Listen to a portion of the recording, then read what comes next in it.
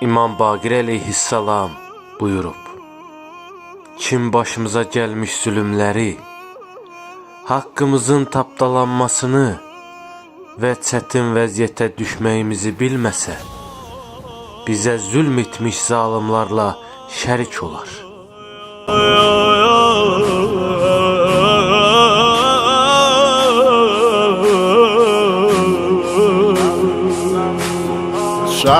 Sallallahu aleyk, gün evində qalan qəbrə salam, əlini qocadan qəbrə salam, əlini qocadan qəbrə salam.